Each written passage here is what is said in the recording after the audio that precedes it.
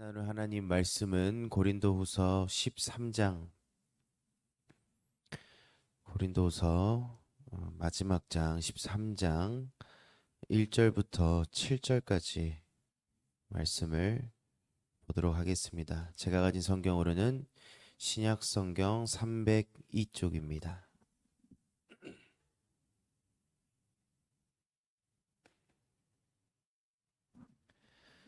고린도후서 13장 1절부터 7절까지 말씀을 한 절씩 교독하도록 하겠습니다. 내가 이제 세 번째 너희에게 가리니 두세 증인의 입으로 말마다 확정하리라.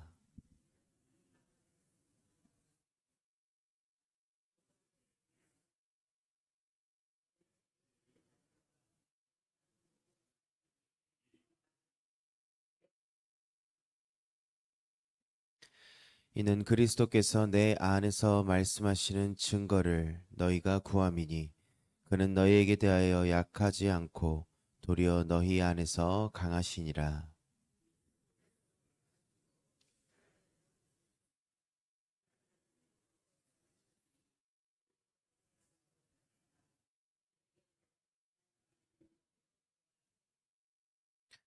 너희는 믿음 안에 있는가? 너희 자신을 시험하고 너희 자신을 확증하라. 예수 그리스도께서 너희 안에 계신 줄을 너희가 스스로 알지 못하느냐? 그렇지 않으면 너희는 버림받은 자니라.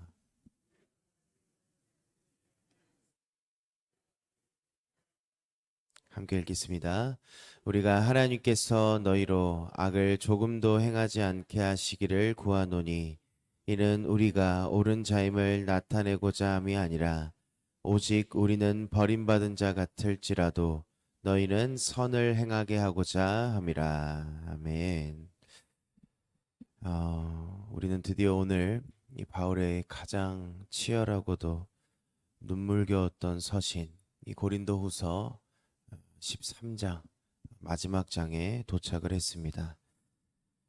그동안 우리는 이 서신을 통해서 복음을 위해서 자신의 이 권리를 내려놓았던 바울, 내 약함을 자랑하는 이 십자가의 복음과 또 성도들의 영혼을 세우기 위해서 기꺼이 자신을 비워내고 탕진했던 이 바울의 영적 아비된 사랑을 깊이 묵상해 왔습니다. 이제 이 고린도 교회에게 보내는 편지를 마무리하면서 바울은 자신이 고린도 교회를 향해 세 번째 방문할 것을 엄숙하게 선언합니다. 이 그동안 바울은 끝까지 참고 인내해 왔습니다. 그 수많은 말도 안 되는 이 거짓 소문들로 자신을 음해하고 또 수없는 죄들로 가득했던 그들을 대하면서 이 바울은 눈물로 호소했고 또 그들이 스스로 회개하고 돌아오기를 기다렸습니다. 그러나 이제는 시간이 없습니다. 더 이상 지체할 수가 없다라는 것입니다. 바울이 이제 세 번째 고린도를 도착했을 때까지도 여전히 그들이 거짓 교사들에게 미혹이 되고 분쟁이 있고 죄를 회개하고 있지 않는 자들이 있다면 이제는 바울이 말합니다. 결코 용서하지 않겠다. 교회의 거룩함을 위해 엄중하게 치리하겠다라고 단호하게 선포합니다. 그러면 바울이 이렇게까지 강하게 나오는 이유가 무엇일까요? 이 바울이 고린도 교회를 돌이키기 위해서 한 노력들을 보면은 이해가 갑니다. 우리가 이 고린도 후서를 들어가는 첫 시간에 한번 나눈 적이 있습니다. 우리가 이 성경 정경으로 보고 있는 고린도에게 보내는 편지, 우리는 지금 고린도 전서, 후서 이렇게 보고 있지만 실제로 바울이 고린도 교회에 보낸 편지는 총 4권입니다. 그 2개의 편지는 유실이 되어서 내용을 알 수는 없지만 이 고린도 전후서에 기록된 내용들을 통해서 우리가 그 편지 2개가 있음을 알 수가 있습니다. 그러면 바울이 지금 고린도 교회에게 총 4번의 편지를 보냅니다. 그리고 2번의 방문을 합니다. 그리고 오늘 우리가 묵상하고 있는 고린도 후서가 4번째 순서적으로 마지막 편지가 됩니다. 그렇다면 바울이 지금 이 네 번의 편지를 보내고 두 번의 방문을 하는 이 상태까지 와서도 이 고린도 교회 안에는 여전히 바울을 의심하고 시험하려는 자들이 있었다는 것입니다. 그래서 바울이 이제는 용서할 수가 없다라고 강하게 밝히고 있습니다. 오늘 본문 한번 3절을 보겠습니다. 이는 그리스도께서 내 안에서 말씀하시는 증거를 너희가 구함이니 그는 너희에게 대하여 약하지 않고 도리어 너희 안에서 강하시니라. 이 거짓 교사들이 지금 이 상황에 와서까지도 바울을 의심합니다. 바울에게 요구를 하고 있습니다. 바울, 너가 진짜 사도라면 한번 증거를 보여줘봐라. 너가 그렇게 말하는 예수님이 너와 함께하고 계신다는 증거가 뭐냐? 증거를 한번 보여줘. 항상 복음을 방해하는 세력들은요, 이 성경에서 보면 증거를 구했어요. 직접 눈으로 보이는 증거, 믿을 만한 증거. 예수님께서 사역하실 때도 이 바리새인과 서기관들이 찾아와서 뭐라고 말합니까? 우리가 믿을 수 있게 한번 표적을 주십시오. 표적을 한번 주세요. 끊임없이 요구합니다. 그때 예수님께서 마태복음 12장 39절에서 뭐라고 말씀하십니까? 이 악하고 음란한 세대가 표적을 구하나 선지자 요나의 표적밖에는 별 표적이 없느니라. 예수님은 십자가에서 죽으시고 3일 만에 다시 살아나시는 이 요나의 표적, 즉 부활을 통해서 사도행전 이 17장 31절 하반절의 말씀과 같이 모든 사람이 믿을 만한 증거를 이미 우리에게 주셨다라는 것입니다. 이 세상은 자꾸 눈에 보이는 증거를 원해요. 우리가 흔히 이런 말을 합니다. 이 세상 사람들이 뭐 예수님이 내 눈앞에 보이면은 믿겠다.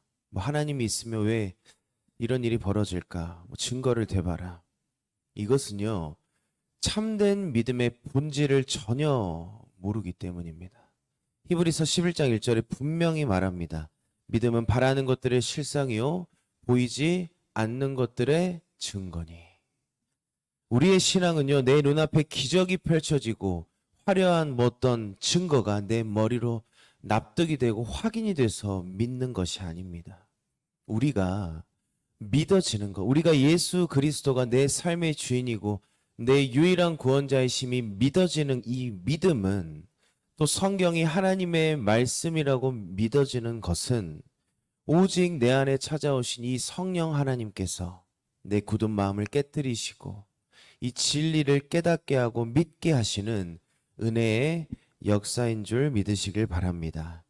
믿음은 이 증거를 찾아내는 이 내 능력이 아니라 성령 하나님이 거저 주시는 은혜의 선물이 되는 거예요.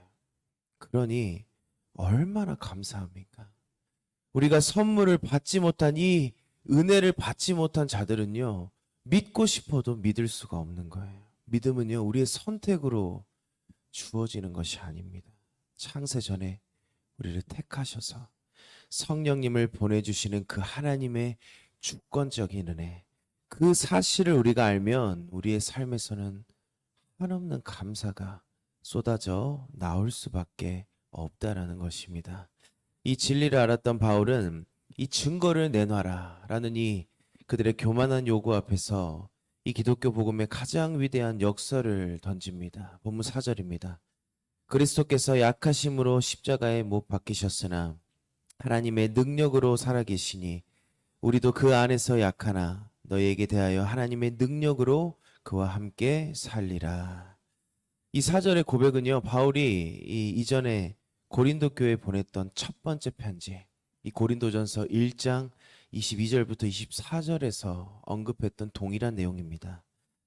유대인은 표적을 구하고 헬라인은 지혜를 찾으나 우리는 십자가에 못 박힌 그리스도를 전하니 오직 부르심을 받은 자들에게는 유대인이나 헬라인이나 그리스도는 하나님의 능력이요 하나님의 지혜니라. 이 세상 사람들은 예수님이 십자가에 무기력하게 매달려 죽으실 때도 뭐라고 말합니까? 내가 하나님의 아들이면 그 십자가에서 한번 내려와 봐라. 그 능력을 한번 증명해 봐라. 조롱하고 조롱하고 그 상황에서도 표적을 구합니다.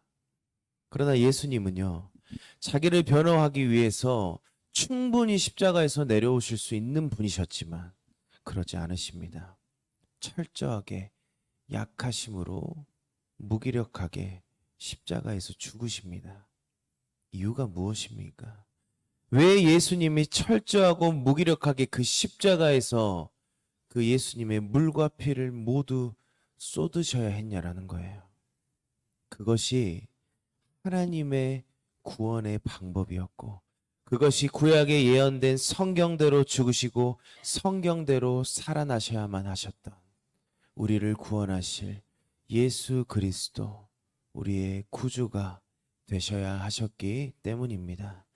예수 그리스도의 그 철저한 약함과 죽어짐을 통과한 그 십자가를 통해서 온 인류를 살리시는 가장 위대한 이 부활의 능력을 하나님이 나타내셨다라는 거예요. 십자가에서 죽으심이 없이는요, 부활도 없습니다. 또 부활하심이 없이는요, 이 십자가에서 죽어서 예수님께서 흘리신 그 피가 하나님의 아들의 피, 우리를 구원하실 보혈의 피임이 증거가 되질 않아요. 이 십자가와 부활은 뗄래야 뗄 수 없는 관계 속에 있다라는 것입니다. 바울은 이 복음의 원리를 이용해서 고린도 교인들을 책망하고 있어요. 너희가 구하는 그 증거는 십자가에서 못 박히신 예수 그리스도뿐이다. 나는 그 주님처럼 기꺼이 내가 약해지고 조롱을 받겠지만 성령께서 역사하시는 그 십자가 안에는, 예수 그리스도 안에는 생명을 살리는 하나님의 능력이 있다. 바울이 이것을 말하고 있는 것입니다. 그리고 이어지는 5절에서 바울은 고린도후서 전체를 통틀어서 가장 날카롭고 또 강력한 화살을 성도들의 심장을 향해 쏘아 올립니다. 오늘 말씀 중에 우리가 가장 묵상해야 할 말씀입니다. 우리 함께 읽어보겠습니다. 5절 말씀. 너희는 믿음 안에 있는가? 너희 자신을 시험하고 너희 자신을 확증하라. 예수 그리스도께서 너희 안에 계신 줄 너희가 스스로 알지 못하느냐? 그렇지 않으면 너희는 버림받은 자니라. 바울의 이 외침은요, 기가 막힌 반전입니다. 이 고린도 교인들은 이 바울이 앞에서 설교하고 복음을 선포할 때 지금까지 이 팔짱을 끼고 이 재판관의 자리에 앉아 바울을 평가했습니다. 저 목사의 설교는 어떤가? 저 바울의 설교는 능력이 있는가? 끊임없이 시험대에 올렸습니다. 그러나 바울은 벼락같이 선포하는 거예요. 나를 시험하는 게 아니라 너희 자신을 시험해봐라. 너희 영혼 안에 진짜 예수 그리스도의 생명이 있는지 너희 자신을 확증하라.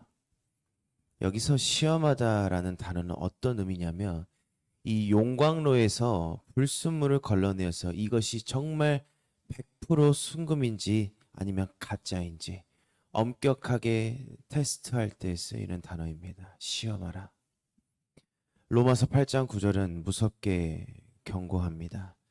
누구든지 그리스도의 영이 없으면 그리스도의 사람이 아니니라. 그런데 중요한 사실은요, 지금 바울이 이 편지를 어디에 보냈냐라는 거예요. 고린도 교회에 이 편지를 보냅니다.